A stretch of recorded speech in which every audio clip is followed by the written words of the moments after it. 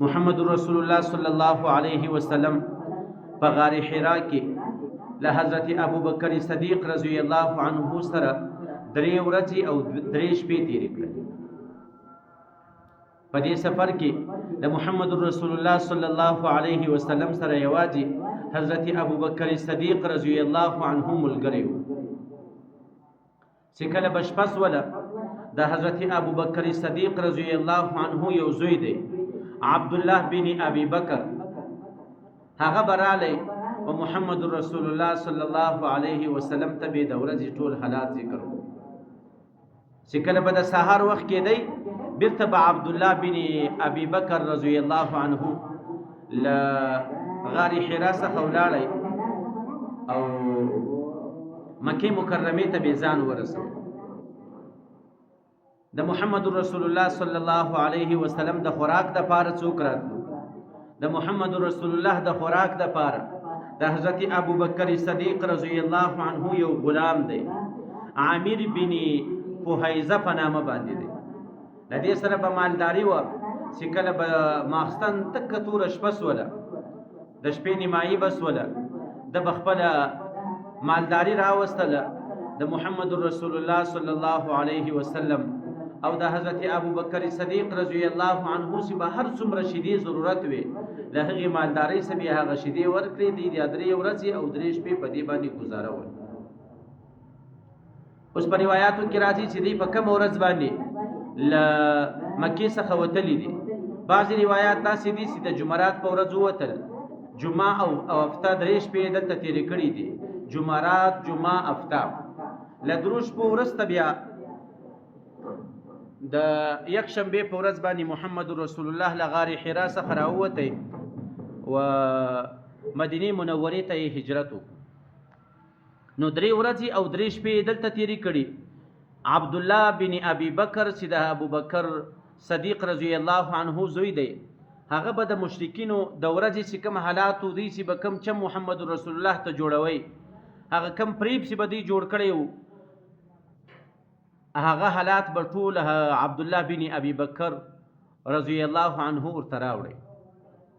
چې کله 3 ورځې او 3 شپې پرسولې، الله تعالی پر دې غار باندې په قرآن کریم کې فرمایي چې ما پر دې غار باندې خپل ملائکه مقرر کړي دي. فانزل الله سکینته علیه وایده بجنود لم تروها.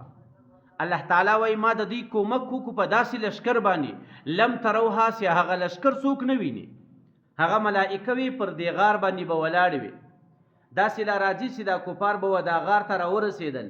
حضرت ابوبکر صدیق رضی الله عنه ورته فرمایي چې ای د الله رسوله، کچیرې دغه کسان صرف لاندې وګوري ما او تا به وویني، صرف لاندې یې کتلي وای هم دوی معلومېدل په دا غار کې. لیکن الله تعالی دغه آیاتونه را نازلوي چې لا تحزن ان الله معنا. محمد رسول الله ورته وایي چې ته مه بیرېږه، ان الله معنا، زموږ کومک الله تعالی کوي. غار ته چې ننوځي هم حضرت ابوبکر صدیق رضی الله عنه اول وارې ننوتی. په غار کې چې کوم سري دي هغه ټول سري یې بند کړو، لیکن یو سری پاته سو، هغه سري ته یې خپله پښه ونیوله. محمد رسول الله صلی الله علیه وسلم ته وویل چې اوس راسه. چې کله د صفایي وکړله، محمد رسول الله چې غار ته ورشوه سو، محمد رسول الله آرام کوي. په دې وخت کې له یو هغه غار څخه کوم غار ته چې حضرت ابوبکر صدیق رضی الله عنه پښه ایښېده، له هغه څخه یا لړم یا مار حضرت ابوبکر صدیق رضی الله عنه په هغه پښه باندې وچچی. له ډېره درد او له تکلیفه څخه حضرت ابوبکر صدیق رضی الله عنه ګر سره شوري هم نه چې داسې نه چې محمد رسول الله له خوبه څخه راپورته شي، خو د درد په خاطر باندې یې له سترګو څخه اوښکې راغلې. هغه اوښکې د محمد رسول الله په مخ باندې ولګېدې. محمد رسول الله راپورته شو. ګوره دا یو امتی دی. حضرت ابوبکر صدیق هم د محمد رسول الله امتی دی، لیکن پر ځان باندې هغه د مارو د لړم تکلیف تیروي. هغه قربانۍ ته تیار دی چې صرف د محمد رسول الله خوب نسی خراب. محمد رسول الله چې کله راپورته سو، ورته ویل چې ولې داسې په سختو حالاتو کې څه در وسو؟ دی ورته وایي چې له دې غاره څخه یو شي وڅښلم، هغه یا لړم به یا بمارو.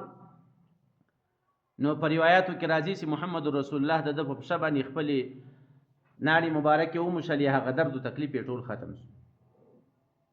نو 3 ورځې او 3 شپې چې کله تېرې سوې، محمد رسول الله او حضرت ابوبکر صدیق رضی الله عنه له یو کس سره په مزدوري باندې وعده کړې وه، عبدالله بن اریقیط په نامه باندې دی. دا هغه کس ته یو سرایي سړی دی، کوچي سړی دی، د مدینې منورې دغه مشهوره کومه لاره چې ولسې عام و خاص خلکه باندې تلو، له دغې لارې څخه بغیر داسې په څنګو کې په ځنګلو کې چې کومې لارې وې، هغه لارې هم د عبدالله بن اریقیط ته معلومې ولې. عبدالله بن اریقیط سره د یو څو روپو په بدله کې خبره وکړه. هغه چې کله 3 ورځې پرس وې، په 4مه ورځ باندې د سهار په وخت کې هغه 2 اوښې چې حضرت ابوبکر صدیق رضی الله عنه خاص ته هجرت لپاره اخیستې وې، هغه دواړې اوښې یې د غار ته راورسولې. په دې سفر کې حضرت ابوبکر صدیق رضی الله عنه یو خپل غلام عمر سره ملګری، هغه د آزاد شوی غلام عامر بن فهیزه په نامه باندې دی. دا د خدمت لپاره ورسره ملګری کو.